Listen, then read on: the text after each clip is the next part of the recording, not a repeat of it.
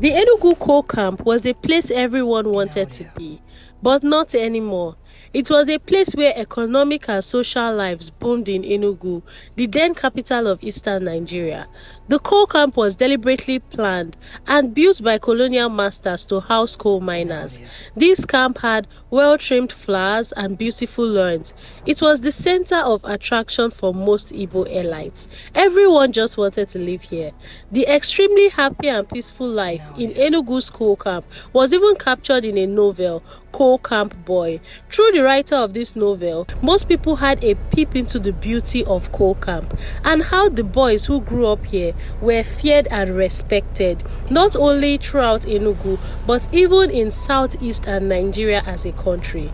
In his words, people used to have fun to their fill because life started and ended at coal camp, where workers spent money as they like. Well, this was years ago. Things have since changed. As the years went by, the coal camp's fortune began to decline, especially as Nigeria's government started to focus on other industries like the oil industry.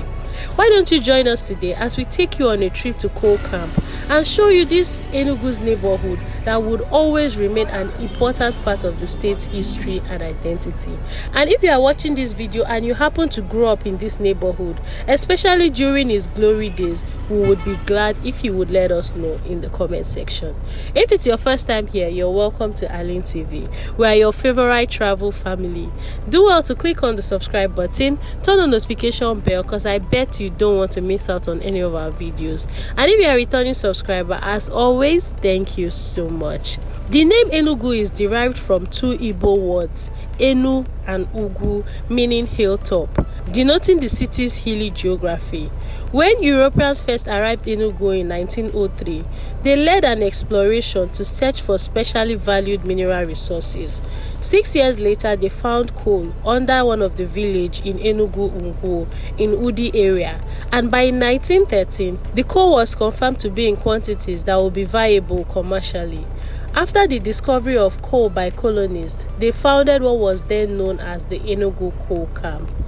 During this period, the nearby city of Port Harcourt was created in order to ship this coal abroad, and the Eastern Line Railway connecting Enugu with Port Harcourt was completed in order to export the coal through its seaport. So the coal gotten from Enugu was transported to Port Harcourt, and from Port Harcourt it was transported abroad.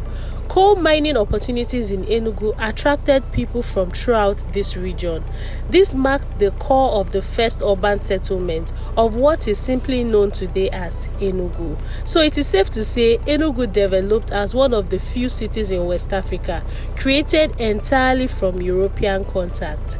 During this period, with Enugu being a bustling city and coal being the mainstay of the Nigerian economy, the coal camp was designed. It was to be a comfortable and attractive place for workers. It had beautiful lawns, well-trimmed flowers, and well-built residential quarters.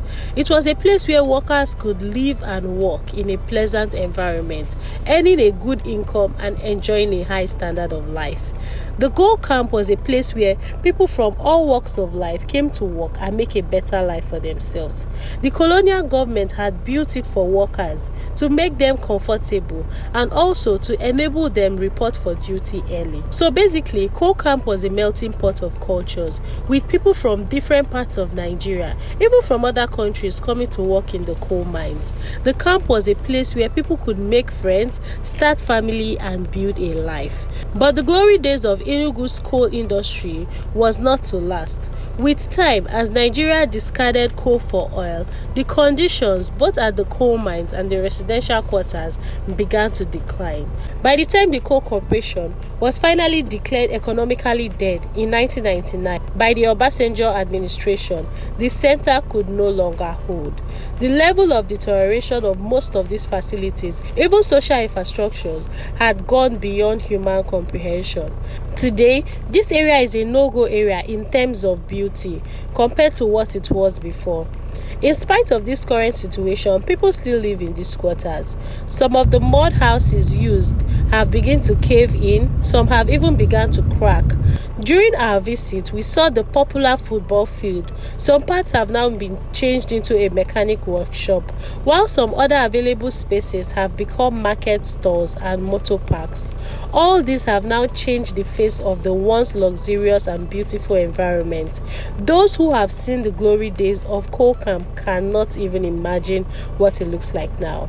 One of the camp masters, who was in charge of overseeing the well-being of the quarters, said it was part of the strategy adopted by the colonial government to attract young people to seek for employment at the mines. So they made it look so beautiful so people would just want to stay there. According to reports, before the decline of Coal Camp began, it even had only one entrance, which was manned by security agents provided by the estate. But now there are various exits and entrances into Coal Camp. Today, Coal Camp has now become a hub for automobile repairers and mechanics. Driving through Coal Camp now, it can even be likened to a mechanic village. The Coal Camp is now home to a large market for used car parts and auto accessories.